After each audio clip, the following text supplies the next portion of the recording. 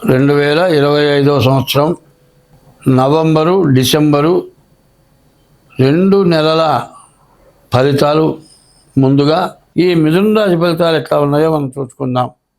మరి ముందుగా చెప్పాలంటే జాబు, విద్య, ఉద్యోగం ఇది ఎట్లా ఉంది చూద్దాం. గురువు ద్వితీయంలో ఉన్నాడు, ధనాధిపతి, ధనాన్ని రక్షించేవాడు. ఉద్యోగరీత్యా తగినటువంటి జీతం వస్తుంది, కానీ చదువు కూడా బాగా సాగుతుంది. కానీ ఇక్కడ ఉన్నటువంటి సమస్య ఒకటి మాత్రం ముఖ్యంగా అందరికీ చెప్పాలి, ఏమిటంటే పాపగ్రహ వీక్షణ ఎక్కువగా ఉన్నది. 6 గ్రహాలు పరిపాలన మన ఈ సంవత్సరం మొత్తం ఉండటం చేత మంచి వాళ్ళకంటే చెడు వాళ్ళు ఎక్కువగా ఉంటారు. మన తప్పు లేకపోయినా మనల్ని ఇబ్బంది పెట్టేవాళ్ళు ఉంటారు.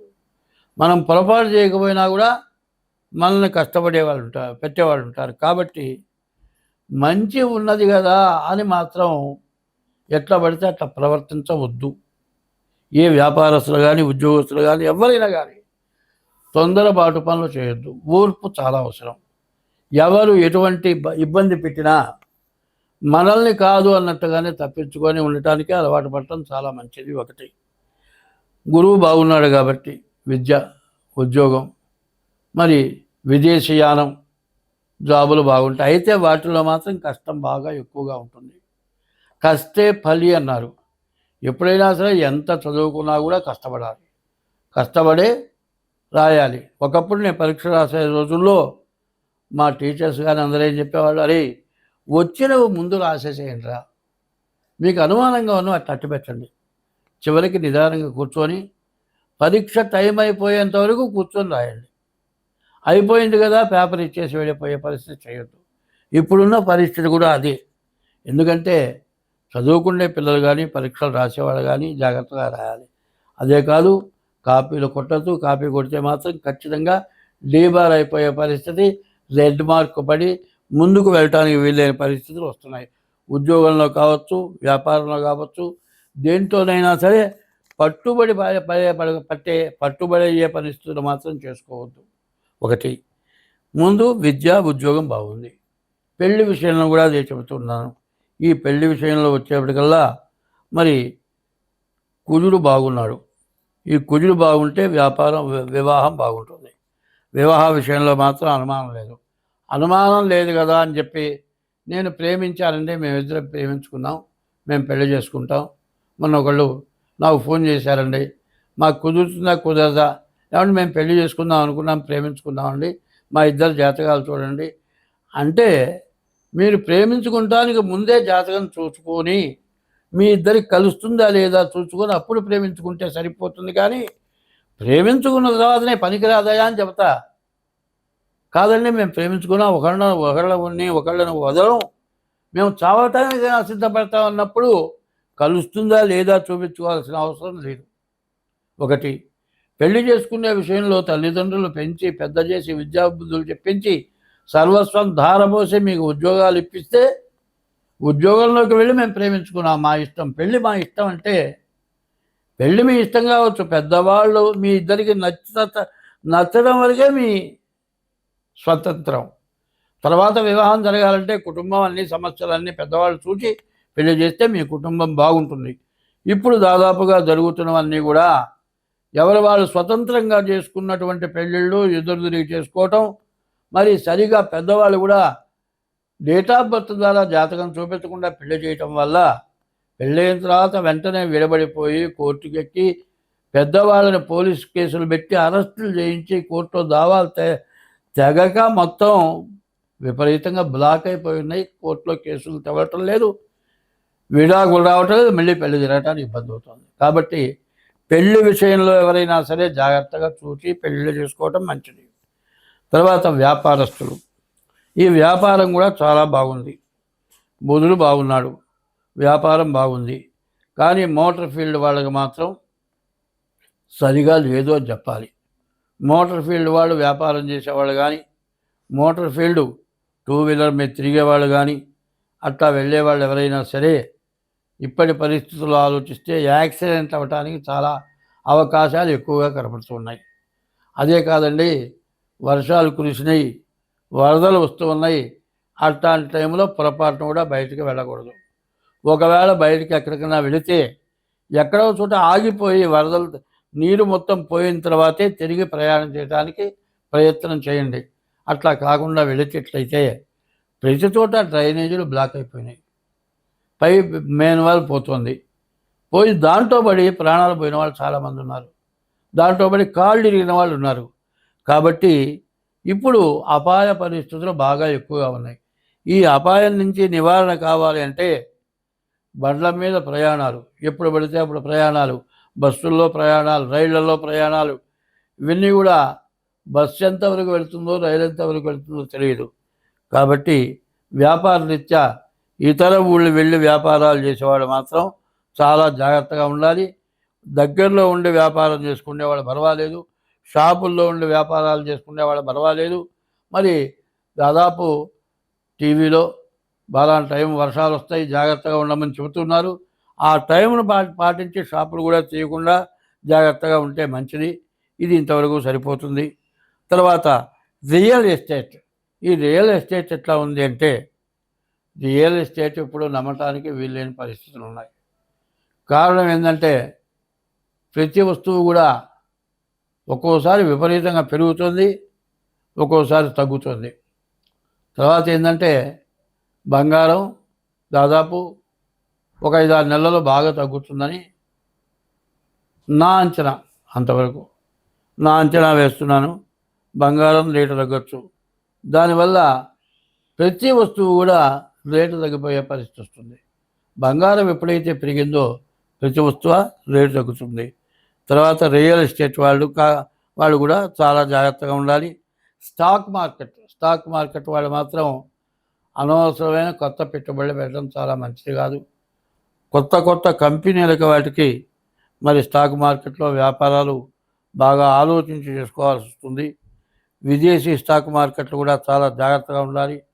తర్వాత వ్యవసాయదారులకు కూడా 2 నెలల తర్వాత మాత్రం పూర్తిగా బాగుంటుంది.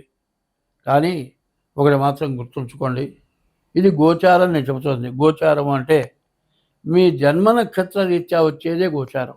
డిసెంబర్ నెల ఈ మిథున రాశికి చెప్పాలి అంటే ఈ గ్రహాలు కూడా బాగాలేవు.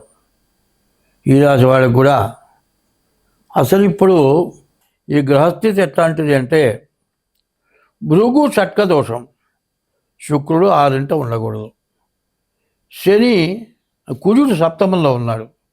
కుజుడు సప్తమంలో ఉండకూడదు. భృగు షట్క దోషం, కుజుడు సప్తమంలో ఉంటుంది, పెద్ద దోషం.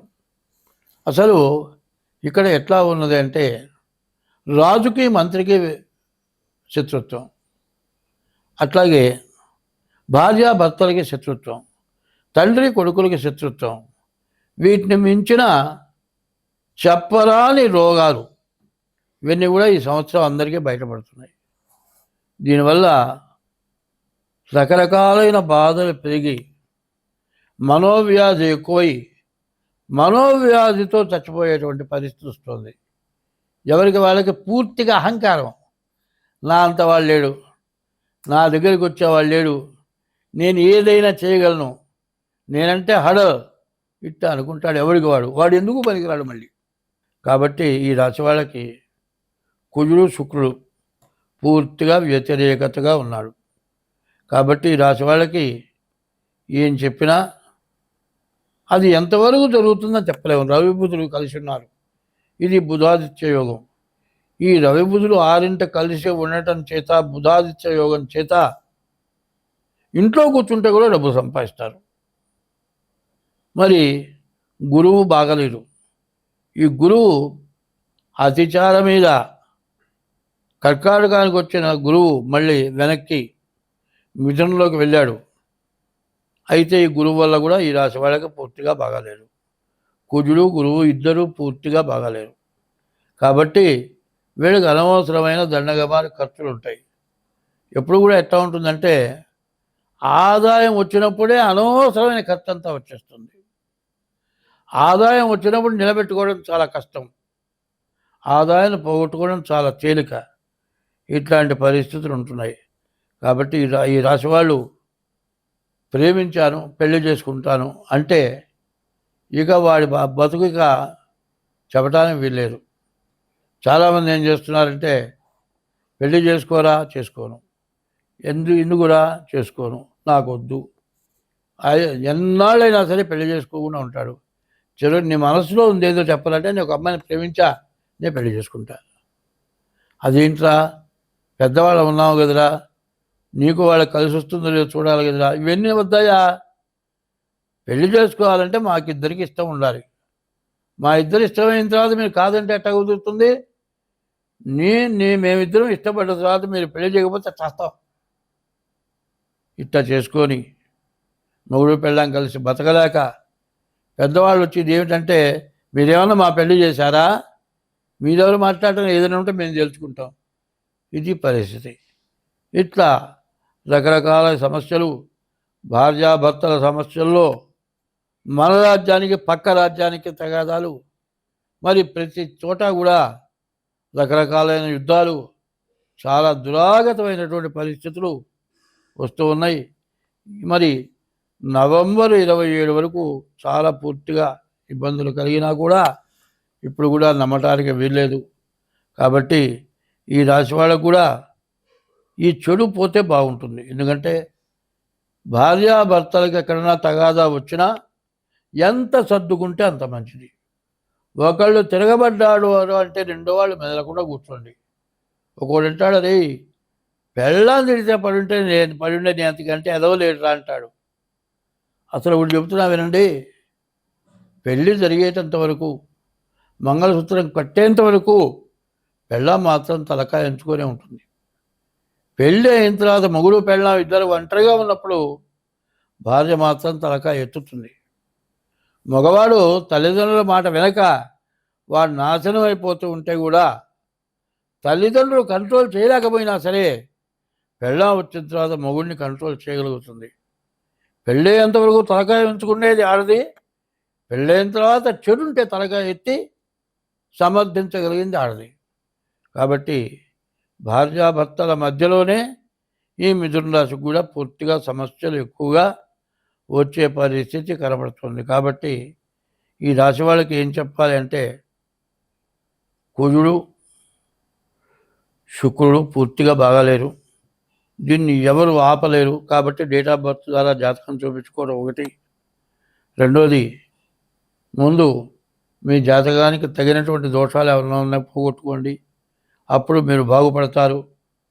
పరస్త్రీ వ్యామోహం వల్ల పూర్తిగా చెప్పడానికి వీల్లేనటువంటి నష్టం, అటువంటి నష్టపడటానికి అవకాశం ఉంది. పెళ్ళై భార్య ఉన్నవాళ్ళు కూడా పరస్త్రీ వ్యామోహానికి పోతే మాత్రం పూర్తిగా ఇబ్బంది పడతారు. కాబట్టి ఎంత జాగ్రత్తగా ఉంటే అంత మంచిది.